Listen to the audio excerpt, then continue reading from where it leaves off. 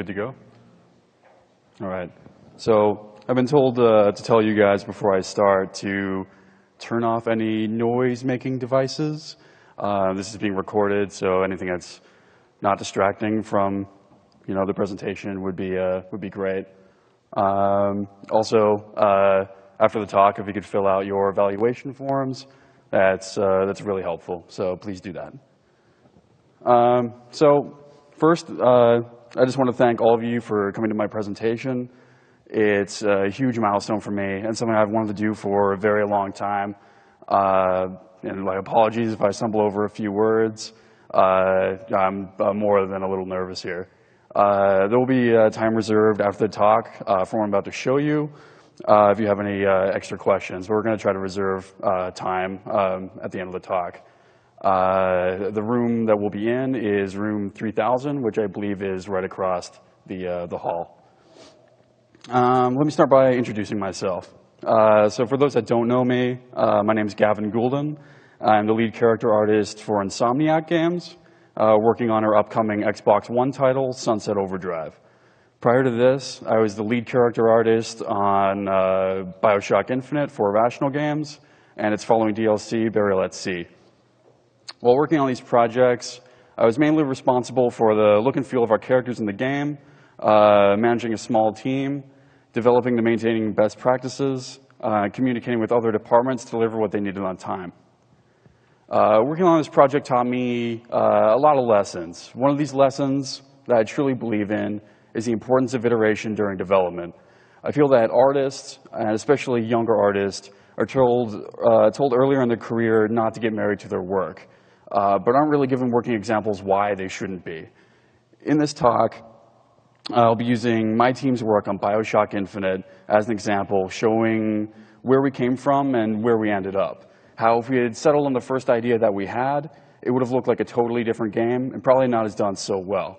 I'll share the struggles of development, the processes taken, and the ideas developed along the way, and how we ended up with our final product. Just gonna work this thing. Greg. All right. So during this talk, I'll be covering the process of iteration using examples from 3 different departments, how their needs changed over time, and how it required us as a character art team to change. Narrative, the storyline of our game, the driving force behind the final decisions made. Overall art direction, aesthetic choices made on the environment side that influence our character's appearance, and a combat design more intense than any game Irrational had ever made. Most importantly, the lesson that I learned from this project and hoping to show with these examples is the need to embrace the organic nature of change during game development. Not everything can be planned for, features are cut once they are tried out, and new features added. Entire directions can change, and it is our job as production artists to adapt to those change and deliver high-quality assets. Before we get into these examples, though, I want to get some backstory. This is how BioShock Infinite started. It was a dark, gloomy world with an Art Nouveau inspiration. This is essentially a flying rapture. Low visibility, populated by mutants, and fantastical machines with a touch of horror. These worlds were so similar that the development team actually started referring to the world as Flapture. Eventually, we felt that we were not pushing ourselves far enough, that the game would feel like a BioShock 3 and not a BioShock Infinite, which is a totally new game and had plenty of fresh ideas and a unique storyline. Here you can see a great comparison showing what Emporia, which is one of the final levels in BioShock Infinite, originally looked like. It's filled with carnival imagery, harsh lighting, and heavy fog. It was a totally different world and one that definitely belonged more in BioShock 1. This is another example of how extremely different the world was. This is a shot of a level that would eventually be dubbed Town Center. It's just an average environment for the game. We intended to introduce the player to our setting.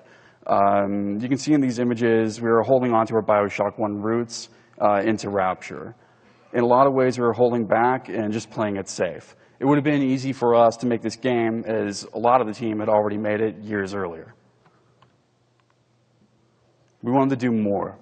We wanted to embrace the bright blue sky and the idea of replacing New Year's Eve with the 4th of July. This is the town center that everyone has seen.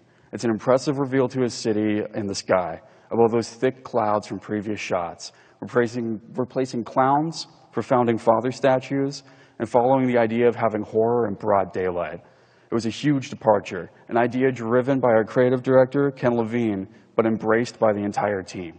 It was fresh, it was a game we needed to make, and we knew that as soon as we saw the changes side by side. It felt new. It felt like we were no longer making just a sequel, but a game that would stand out on its own, and more importantly, stand out from other BioShock titles. Even though it was the right decision, that doesn't mean it was easy at all. A change as big came well into development after lots of assets had been created and caused all departments to rethink how they were working and what their end goal would be. Initially, there were some hard feelings, lots of cool assets were getting lost, and everyone loved the feeling of BioShock 1. But it was hard to argue with the new direction. It was more ambitious, it was refreshing, and it challenged us to move outside of our comfort zone. And a major change came with Elizabeth. Elizabeth is arguably the game's main character and what the entire story of BioShock Infinite surrounds. She needed to seem human, she had to show a range of emotion, and the player had to want to help her. She needed to be interesting and not feel like a burden during gameplay. She was a major part of the story and not a friend, not just a friend that you had to protect from point A to B. She wasn't just an escort mission. Without question, Elizabeth became the backbone of our game and one of the major design pillars during development. But that wasn't always the case. Here you can see all of the different faces of Elizabeth, many of which show up at some point during the game, but a lot of the versions that were completely finished that we just had to scrap because they weren't hitting the mark, both from a narrative and aesthetic point of view. In this section, we will touch on all of these different versions and cover the choices made along the way to go from Gibson Girl to Femme Fatale. Like many game companies, we start from a piece of concept art, ranging everywhere from thumbnail sketches to fully rendered illustrations.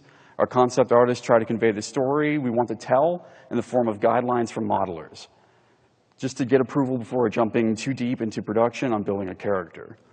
In this case, our concept artist tried many different angles, and the result was a more classical look for our companion character inspired by Victorian-era outfits. Our team went into putting this version of Elizabeth, who at this time didn't even have a name, into production. The model came out great, but her purpose had entirely changed. The decision was made to have Elizabeth speak. And though that may seem obvious now, she was originally intended to be a mute, a quiet, mysterious character that would only show up during key moments in the game. It became clear that this wasn't engaging to players. This didn't help us tell a story because, well, she didn't say anything. Without having that dialogue, it was extremely difficult to inform players and to have them interested in helping Elizabeth along her journey. This required us to go back to the drawing board. Our story had evolved into a fairy tale-like arc, where the player would rescue a young girl from a tower who had been there since birth. While the purpose of that mission was dark and surrounding mature content, the character needed to seem innocent. She needed to seem like your help was needed and that you, as a player, wanted to save her. This meant dropping the formal gown, putting her hair down, and making her seem young and aloof to the world outside of her prison. We started to embrace the idea that Elizabeth was completely unaware of what acceptable fashion was. Wearing a nightgown and boots with a roughly cut hairstyle that she did herself, this implied that she wasn't used to being around other people and certainly wasn't expecting company.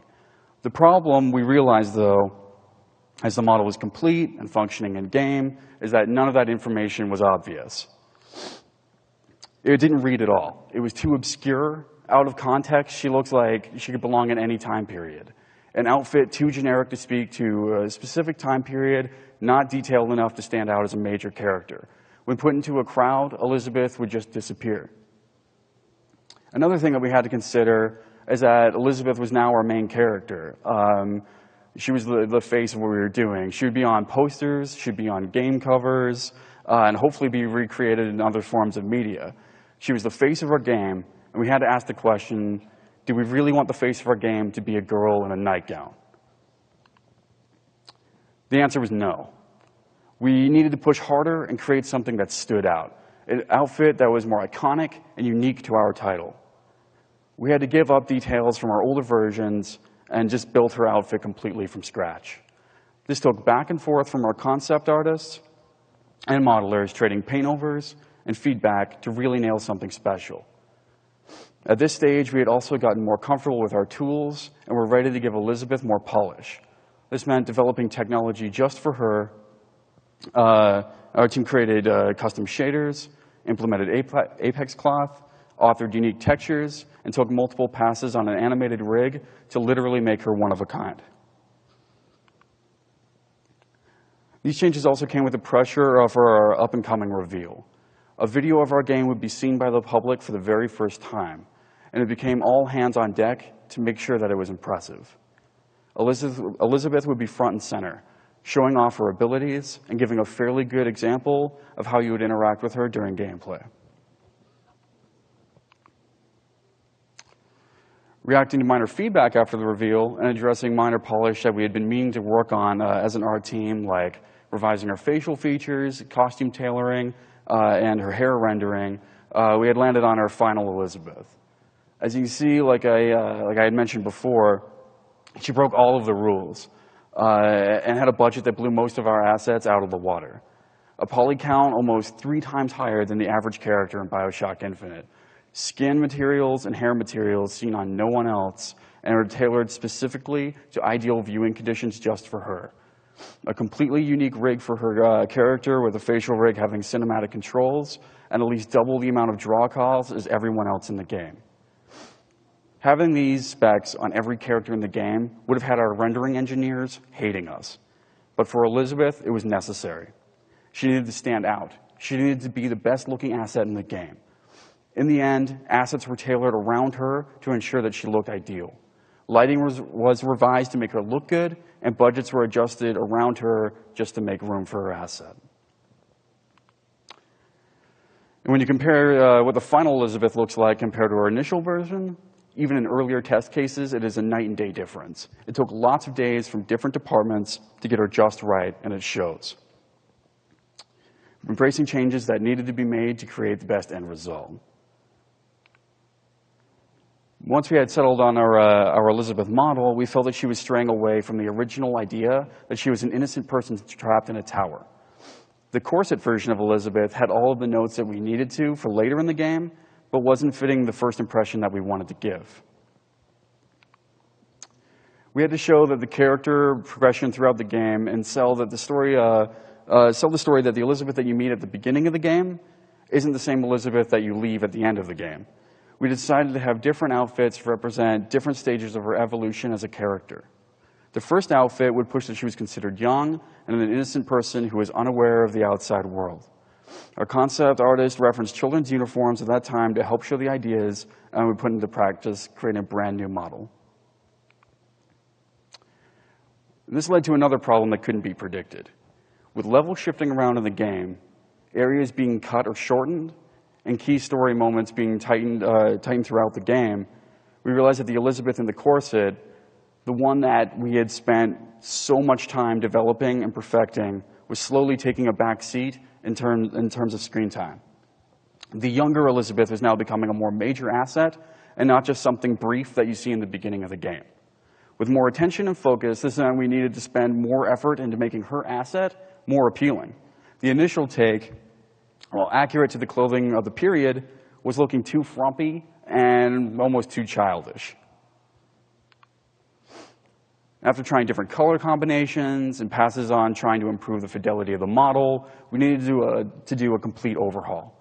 Around this time, Ken had seen redesigns of Disney princesses done by an artist named Claire Hummel.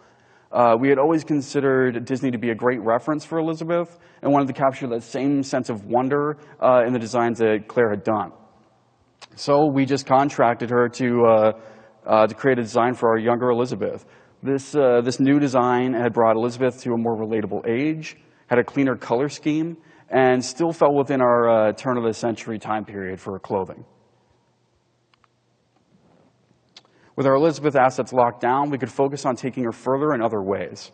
We created damage states in each of her models that would be swapped in throughout the game. This helped tell a smaller story and keep things fresh and interesting and show minor progression with her changes to her model and textures, caused by things like major combats in the game, crawling through vents, or over rubble. We made these model swaps whenever Elizabeth went off camera, essentially despawning one version of her and replacing her with a new version. It helped make Elizabeth feel more alive and was a fairly quick thing to create that really went a long way.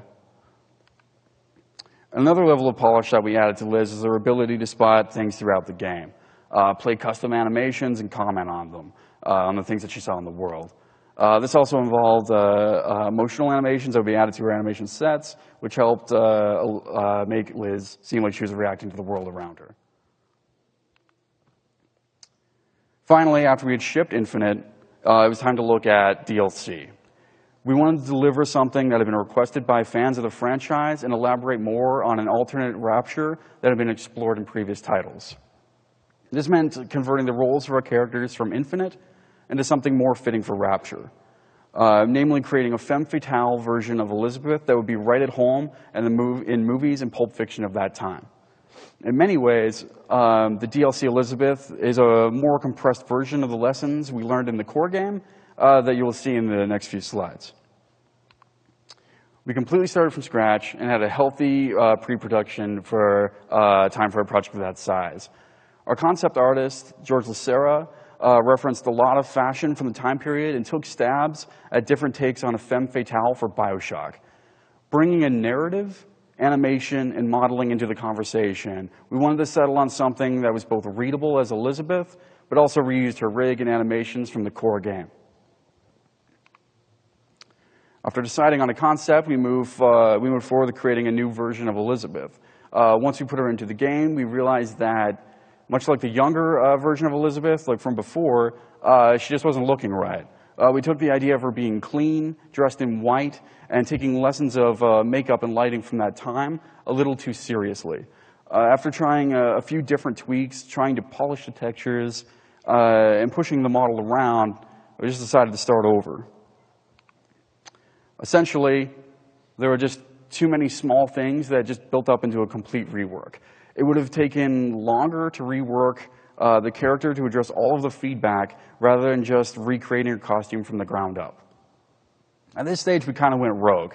The concept artist, myself, and Ken worked together at my desk to speed up iteration time and to get all the features that Ken had requested into the asset, as well as addressing art-related bugs that had been bothering us. Things like how her hair was rendering and sorting. We updated her eye textures to introduce new parallax rendering, the cut of her dress, how she deformed to our predefined rig, and things like that. We decided that it was quicker just to work at the modeling stage and review it in game, since we were basically trying just to hit that last 10%. The concept of the character was correct. It was just a matter of execution. This meant lots of color choices, lots of different takes on accessories, and generally lots of iteration on smaller details in the model. Lots and lots of iteration. So many color choices, ranging from Scarlet Elizabeth and trying to reuse the color scheme from the core game, and attempts to make different accessories to give her some kind of points of interest. Here you can see what the final product is that we felt as a team really nailed the feeling of a femme fatale Elizabeth. It was a nice translation of a popular character from our core game into a different time period, a different setting that was familiar to our fan base. In this next section, I'll be covering how a massive change in art direction caused us to rethink our general population, and how embracing a standardized system allowed a very small team to develop assets quickly and consistently. Making better friends. As our art direction evolved, it required us to take a hard look at our general population and how they were fitting into our changing world. The result was a complete facelift, bringing our heavily stylized characters from an Art Nouveau setting to a more relatable, period-appropriate look that you can see in the final game. Using examples that span over 4 years of development, I will show how changes such as these gave us more grounded characters in the world, a more repeatable population, and a more consistent art style. First, I'm going to take a drink, though, if you don't mind.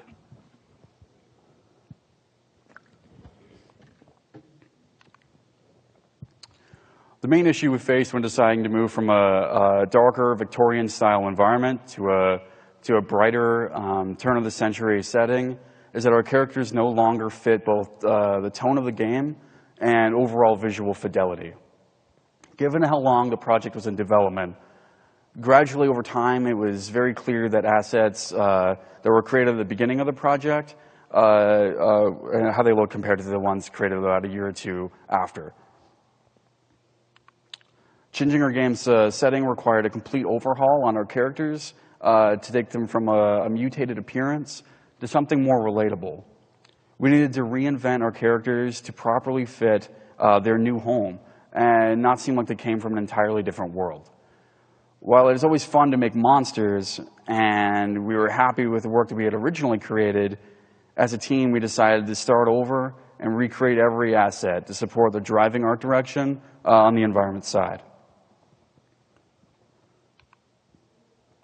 Originally, we followed a model similar to BioShock 1, where all civilians were actually aggressive characters who would either attack you on sight or just be doing crazy things like eating trash and swatting at flies that didn't exist. Artistically, they were very similar to splicers and followed a much more stylized appearance with exaggerated proportions and overly expressive faces. With a change in direction, it was also decided and became pretty apparent that this world would have many repeated assets. We were actually creating a population for to live in the world, and using faces like these would have had obvious repetition. It was very easy to pick out features on certain characters, as you can see up here, and that was a problem that we wanted to avoid. Creating assets in this way also meant that artists were free to model and texture however they wanted, as long as the final results looked good. The final result artistically was interesting, and it did look good, but it meant that every asset was created uniquely, which led to inconsistent poly counts, UV layouts, and texturing everything from scratch. With the workload ahead of us, and really only having 3 team members, we knew this was not sustainable. These assets also had unnatural proportions that was more fitting in our stylized world than our more realistic one that would eventually be Columbia. Our textures were also authored in a much more painterly way, and the overall tailoring of our outfits were both too damaged and not period-appropriate clothing. We really wanted to move away from our civilians looking crazy and wanted them to appear like people in the photos from that time. Much like the problems that we experienced with our civilian heads, the bodies were also very inconsistent. Dropping our assets into a crowd, the textures we created were so distinct that it became very hard to repeat the characters. The color choices, the patterns, and types of models were too obvious, and even if they looked good on their own, had very obvious repetition. This method of working also left us with no clean way of kit-bashing assets. Every asset was essentially created uniquely, and it had become very difficult to reuse any amount of work from one character to another. We started making baby steps in terms of quality to match the environments being built in-game. This meant building higher detailed sculpts, more photorealistic textures, and bringing the proportions to a more realistic space. And these baby steps were in the right direction, but we really needed to push it further. This is an example of our general population at the time. Generally, characters were still looking very distinct.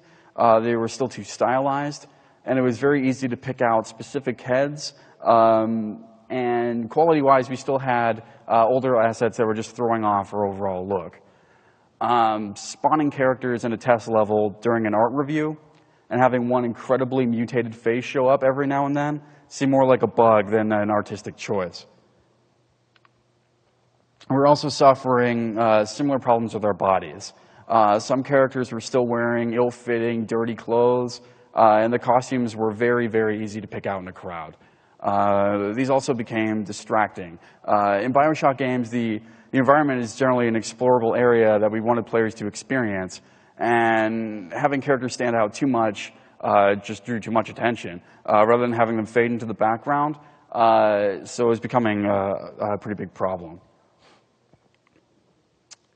The solution to these problems was to create a universal system. This meant creating a base character that all future characters would be derived from. Our heads had shared topology, UVs, and facial rigs. This allowed us to rig heads in more or less one click of a button, share elements of textures easily, and reuse elements of the models from one character to another. By establishing these constants throughout the game, it was easier to make swooping changes and to control the overall quality of our assets in game. This workflow had us working mostly in ZBrush. By having a scope that we could pull from that had our universal vert order and UV layout, we could basically drop it down to the lowest subdivision level, press a button, and have it rigged asset ready to go in Unreal pretty quickly. By having a shared asset that we pulled from, it also allowed us to work much quicker and also establish an expected final result that was easy to compare new assets to. Rather than taking a shot in the dark and trying to have assets match a loosely defined style, we had a very strong foundation that served as a quality bar artistically and technically. It set a standard. By changing to this workflow, it also removed most of the tedious work from our day-to-day jobs. By not needing to unwrap every head, create every low-poly model, and create a unique facial rig for every head, we could focus on making art and pushing the quality of our work. By establishing rules, it actually gave us more freedom. Defining restrictions, what we could and couldn't do, it allowed us to focus on quality and keep what was under the hood consistent. As the world expanded and certain scenes in the game were developed, the need for larger crowds became stronger. We needed cheap assets to fill up areas. Our general population assets were correct and looking great, but the amount of joints, verts, and loaded textures on screen were too much for consoles to handle. The solution was to create cheaper versions of these assets that had limitations, essentially making much lower vertex counts, heads, and bodies baked down into just one material, and a heavily reduced rig and no artificial intelligence. We took to calling these characters chumps, a really dumbed down version of our main character assets. These assets were surface transfers and basically an LOD of our major asset. Over time, though, these characters were put more into the spotlight, and their quality just wasn't holding up at all. And to give us one last push to reach a desired quality level, a strike team was formed to tackle a large chunk of our town center level and bring it to a final version. This involved all disciplines and art working together on a specific area. Character, concept, environment art banded together to set an exemplar for what following assets would live up to. In this area, our crowd assets, or our chomps, were a big focus for the character department. To improve the quality of our assets, we developed sets of characters per level. Rather than cramming a bunch of characters onto a retrofitted texture sheet like before, we created characters in a modular way with the intention that they would be repeated a lot throughout the game. These assets became easier to manage as they were just fewer pieces to update and generally cheaper because they were purposely made to share single assets across at least 4 characters. Another friendly character, or characters, that came up during development were the Lutece twins. It's interesting to think that these characters started off as just a name, just a brand, and something that you never actually saw, but turned out to be one of the most popular characters in the game. The original direction for these characters is that they were identical. They were literally the same asset, but one had a beard and the other one was in a dress. Obviously, this is a horrible idea. It was one of those ideas that seemed fine on paper, but just looked bizarre in practice. The information wasn't reading, and instead just gave us 2 characters that looked off, basically. With the importance of this character increasing and wanting to move this asset into the quality of our main characters, we needed another pass. We decided to contact Claire Hummel again, since she did such an amazing job on Elizabeth. We wanted to apply the same lessons we learned there and apply to these set of characters. and it was a huge success. The new version took a more simplified costume, made bolder choices with the tailoring, and had great similarities that implied these characters belonged together. And finally, to ensure that we delivered a game with the highest quality possible, I booked at least a month of polish time for my team to get one final pass on the characters in the game. Over time, like I mentioned before, we developed techniques that improved our assets and left some assets needing to be brought up to a desired quality level. We had developed techniques for baking in subtle lighting information, corrected topology, and weighting methods that gave us better deformations. Having this time allowed us to make sure that every asset had this exact same treatment. Now some pretty staggering before and after images of our characters. Most of these are from our initial push to drop stylization compared to the final asset. So it's about a 2-year difference. Here you can see one of our Asian civilians that was part of our general population. And this is one of our Caucasian civilians seen in Colombia. Many of our civilians from the Finkton area, which was shown in a teaser video, were pushed almost too far into looking comedically poor. Eventually, we pulled back and made this information more subtle. And this asset shows the process from beginning to end, one of our dock worker assets. Oddly enough, this is the first and last character that I worked on in the project. Having started with a burly, scarred-up character that involved a more period-appropriate, just repeatable dock worker that properly fit into Columbia. And finally, an example of how one of our female civilians changed from a more fantastical, unrealistic outfit into something much more cleaner and period-appropriate. For a lot of our civilian outfits, we actually looked towards the 1920s for tailoring. Even though it was out of our time period, the style of the 20s were creeping into the late 1910s. This meant that better fitting clothes and more interesting colors and patterns. And here you can see us going from a completely made up outfit on the left to something more Victorian and then something more Edwardian. In this last section, we cover my favorite characters from BioShock Infinite. This is the Vox Populi and the Founders Combat AI.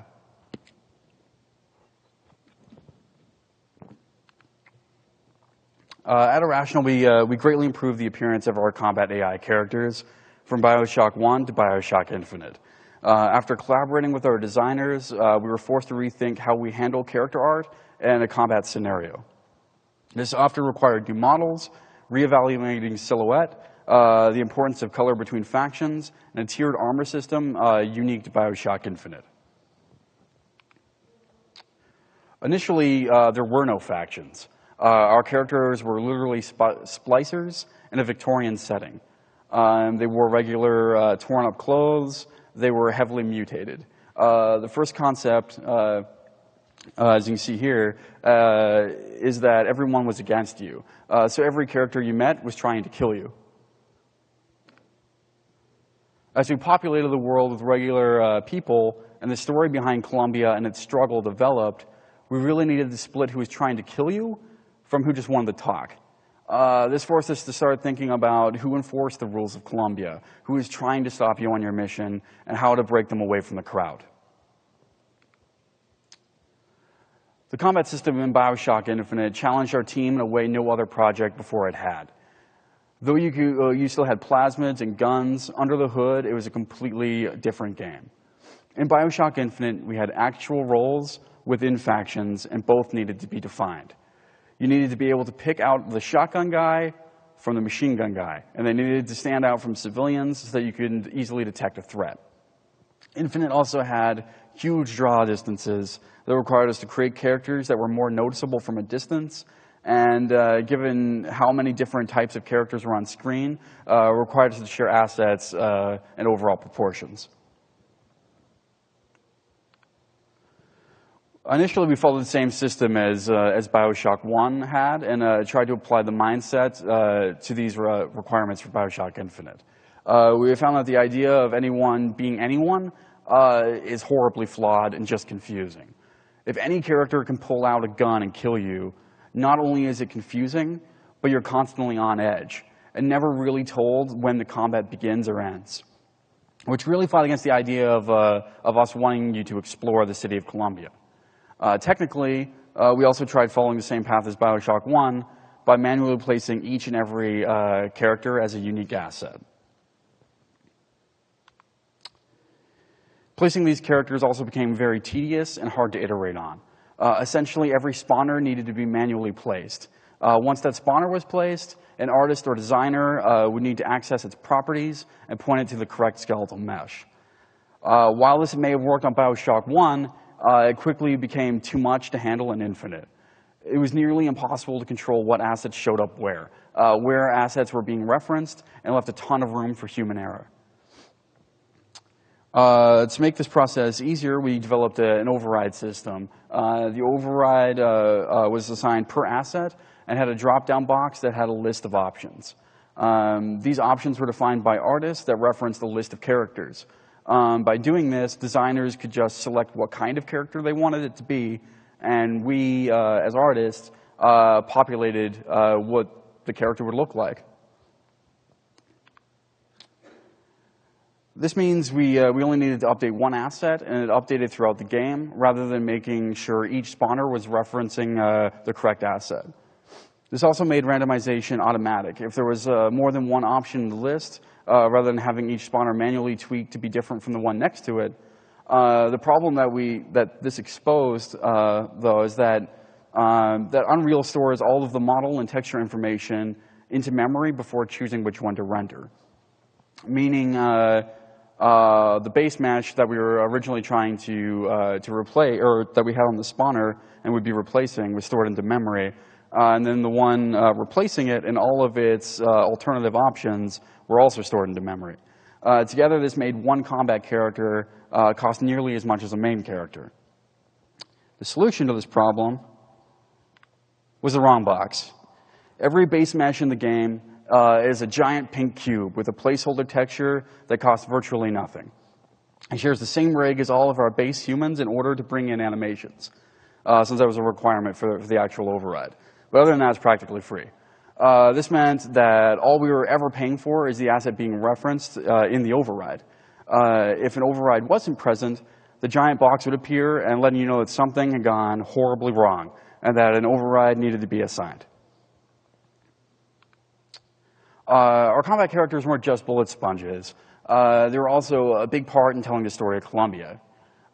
This world wasn't just civilians with people who had a chip on their shoulder.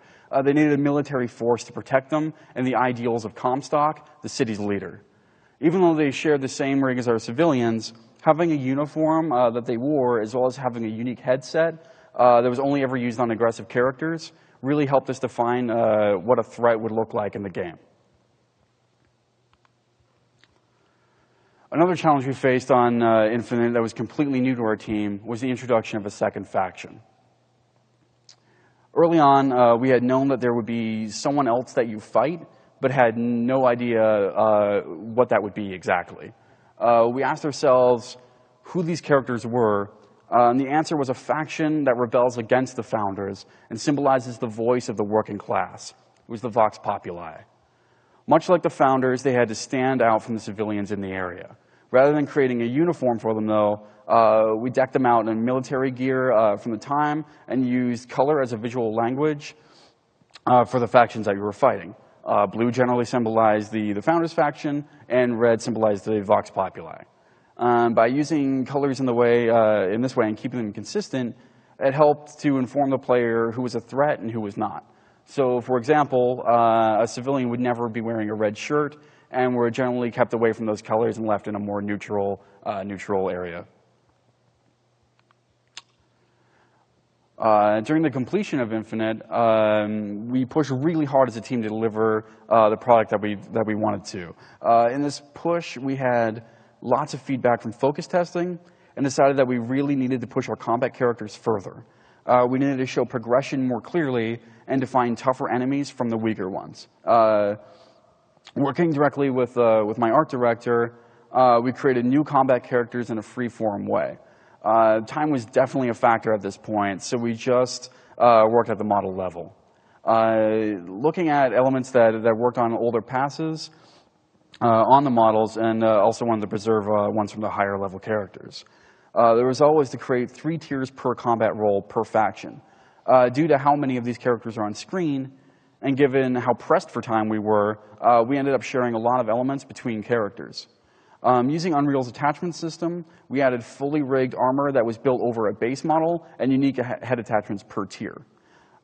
Since you were only ever adding attachments, the major cost came from the base mesh, and each armor set was added on top of that, rather than loading in and rendering 3 completely unique body assets. Here you can see working examples of this system in place. It's 3 completely unique assets that heavily relied on kit bashing and the sharing of assets to speed up workflow. And here you can see the opposing faction, using a similar process just in their own style. After exploring the Vox Populi more, we were able to really have fun with their designs. These characters were contrasted against the uniform, standardized nature of the founders, and were able to create their own costumes. Using the idea that these characters fought their way up to the top and purposely wanted to be scary and violent. We covered them in red paint, gave them devil horns, and more torn up elements to their outfits. Not only did it just look cool, it also really helped show the difference between the 2 factions. Another element to our combat system was the idea of heavy hitters. These characters, way back in the dark, cloudy Flapshire setting, were originally just going to be flying big daddies. While that is still a great idea, it fit more with what we wanted Songbird to be. These characters needed to be obvious threats in the combat scenario, sometimes towering over a crowd and easy to identify. These elements also had their own rule set and unique versions per faction, their own rigs and higher budgets. They were more fantastical and were designed to purposely be action figures, which made us ask if we would want this character sitting on our desk. A lesson we learned during development was to take a step back and look at every character we have in a line. Does it show clear progression? Can you easily identify one character from another? This led us to create what we were calling a dinosaur chart. It was a huge image that we actually had printed and posted in the office right on my desk that showed every enemy you would ever encounter in the game and how they stacked up against one another. This allowed us to really have a bird's eye view and not work in a bubble. After having our heads down for so long, it was easy to focus on characters in a specific area rather than seeing the big picture. By doing this, it also helped us pick out problems across the board and tweak assets until they all reach a consistent quality level. These next few shots, you can see the end result of a lot of iteration on our characters. Imagine how the game would have looked if we had stuck with our original plan. You can see characters that fit properly into the world that we had created. More relatable characters that seem like they had chosen to defend against you rather than just being plain old crazy. Clearly defined threats with specific roles in combat and tier level of difficulty throughout the game. And a second faction of enemies that were clearly different from the characters you encountered earlier in the game. It took iteration, multiple passes, and a hard look at what we had in the game to make it right, and sometimes tough, painful choices. It meant throwing away work that we had done, in some cases we're happy with and proud of for the greater good of the project. In the end, game development is a team sport. It isn't about personal statements and what individual assets you can point to and say mine. It is about delivering the best possible product as a whole, fulfilling the needs of the team with high quality work, even if that means changing the work that you personally loved. I hope that these examples prove that we as artists cannot be married to our work, and that the ability to adapt to change and drop any personal attachment and embrace the organic growth of development over time as a necessary step in creating the best product possible. Not only for a AAA development, but for indie developers, student projects, and personal work as well. Be honest with yourself. Look at how your work contributes to the game as a whole, and put the needs of the project before your own personal preference. After reviewing these examples, I want you to go back to work, back to your school projects, personal projects or mods, if that's even still a thing, with these lessons in mind. You will lose work, but you're not wasting your time. Just because your own work ends up getting thrown away doesn't mean that it was a complete failure. Even the thrown away work is contributing to a bigger, better end result. Not every contribution needs to be in the shipping game, and no one expects that all of your work will be perfect. To be blunt, get used to it. It happens to everyone, on every project, no matter what the size. On BioShock Infinite, the estimate is that we created around 3 games worth of content, and that could sting, but the end result is something better because of it. Also, making games is a team sport. Never forget this. This is possibly one of the most beautiful things about our industry. There are many moving parts with all sorts of disciplines, moving at the same time, racing to the final goal, but we're doing it together. Other departments rely on you just as much as you rely on them, and it is important to respect that level of communication and expect back and forth between departments. Account for change in quality over time. Every project, from the smallest personal project to the largest AAA blockbuster, will have a range of quality in it. At the beginning of the project, you're getting the feel for it. You want to see what works. As you get better and everything is moving around you, the art that you did months or years ago will look worse. You can try to polish it as you see it, but by doing that, you'll either spin your wheels or end up in the exact same situation months down the road. Block out time for polish. Give yourself and your team one last chance to send out their work out the door and be proud of it. Finally, great ideas happen naturally. During development, it is very common for fun things to happen naturally through playtesting and experimentation. Fun is what makes a great game, and it is our job as production artists to try and let those things happen.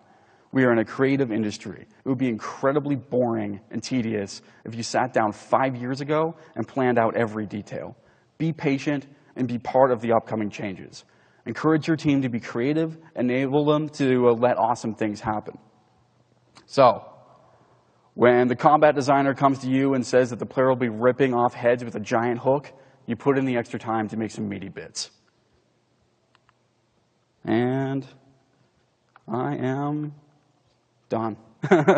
So, thank you.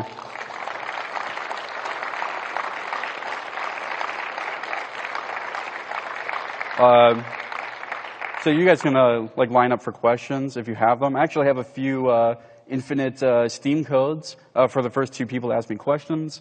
Willing to just hand them out, just come up to me after the talk. And also, having just won a Visual Arts Award, I just wanted to point you to the team that's responsible for it. This would be all of our Twitter using art members from BioShock Infinite. So be sure to hit them up and aggravate them for me.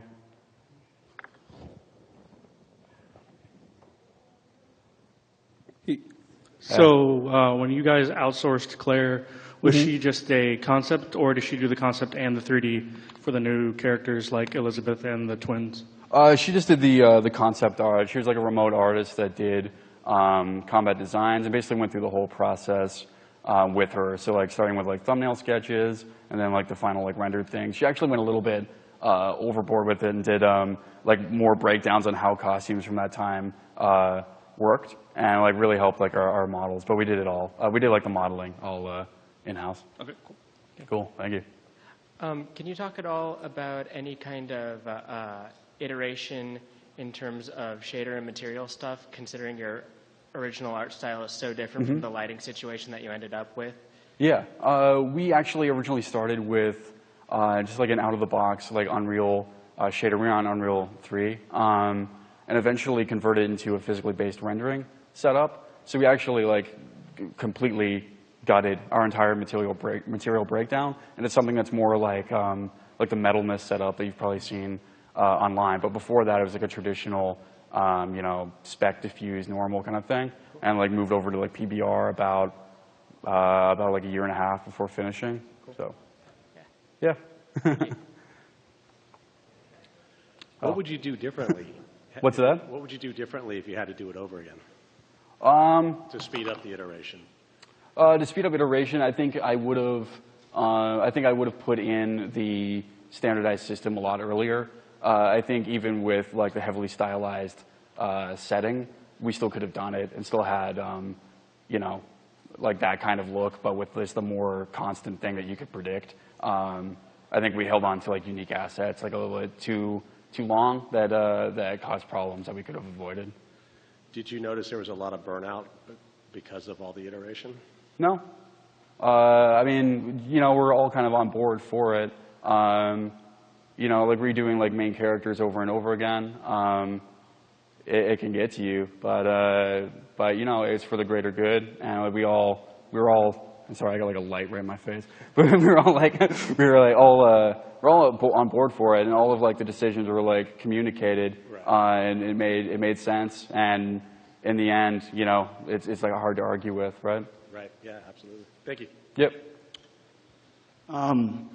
Given the themes and like the time period of the game, when you guys were approaching design of some of the more like racist or like hateful imagery, did you have to sort of tone that back and keep control, or like how did you approach that, knowing that you would have a broad audience? Well, I mean, you know, like a lot of games, we're made up of a group of people from different backgrounds and stuff like that.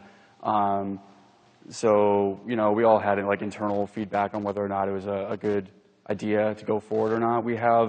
There were some things that we pulled back on that, you know, hasn't been revealed and things like that, like some original ideas that I'm not going to say here. But, you know, there's some things that you just try it and just, you know, tonally, if it's working or not, or it's like, wow, that's too much. You know, you kind of pull back. I have examples, but I'm on camera, so I'm not going to say that.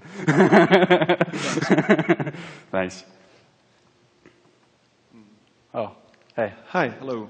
I was wondering, with all the iterations in the art you made, when you were planning the project in time, did you go over it? You know, like, you were over the, sorry, my English is not that good. No, that's fine. In the time schedule, with all the iterations, you were over time? Oh, well, we ended up doing like crunch towards the end of the project. But I wouldn't say that it was because of iteration. It's just more of a, you know, I mean, new characters came online that we had to push for and like pushing for like overall quality, but not through iteration. We generally scheduled for that. So if you're like making something, and it's like, well, we've got to rework Liz. It's like I'm just going to block out like 2 weeks to bang out another Liz, basically. Okay, thank you. Okay. Hey. So with the shared facial rig, did you find that you were limited creatively in making different characters, or? Well, I mean, for us, generally, like the shared facial rig was for all of like our human characters. So there's only so far that you go, right? And, like everything was, you know, like generally shared over like male and female kind of thing. So we didn't really go too far out. We probably could have had more constants. So like our eye positions and stuff like that probably could have been, you know, consistent throughout people and things like that. But it wasn't like super limiting, just because of like our art style wasn't wild. Like you didn't have a guy with like a giant head versus like super skinny head kind of thing. And anything that required like a new, like Liz basically had like her own facial rig, and like Daisy had her own and stuff like that. So anything that required it, we ended up breaking off, but they were usually like anything that was out of the system. So anything that was like a hero character or like super special got that treatment. So you think it was helpful that you had a limitation, so you wouldn't go yeah. crazy stylized like you had? Yeah, I mean, I think at first there might be some whining, I guess, about like you know, having restrictions put on you. But once you define those guidelines, you actually have like more freedom to work within them, right? So you have like an established like budget, established like workflow, final you know, look to your art and stuff. And within that, you can just like focus on making art versus like, I'm going to try that. Oh, that didn't work. I just wasted time. Now I'm working extra. You know what I mean? So it's kind of like freedom through restriction, I suppose. Cool. All right. Thank you. Thank you. All right. All right. Go for it. So from what I understand, and what I understood from the presentation was that, I guess, while you were working on the characters, there were being changes made to the story, and I guess new important characters being added. Did you find that was like a real challenge, I guess? No, we generally we would have script changes that, I mean, just the way that I would try to have the team working is that they would be working on things that, if the script changed, it would be weeks down the road. So trying to avoid, having somebody working on something and then a day after it's cut or changed or something like that.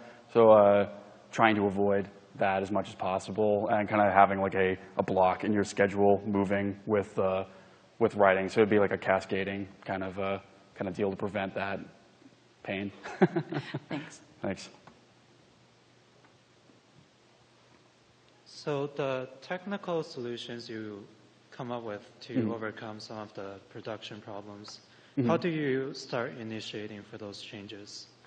Do you just sit down with a production person and say, here's a problem, and you start fixing it? How do you start? Yeah, I mean, generally, the department heads in our company would generally be communicating all the time. So me and the character TD, shader artist, and things like that would be talking in the same room to make sure that we're all on board, and we'd have actual production people to help us with scheduling to make sure that we weren't dreaming up something that just wasn't feasible.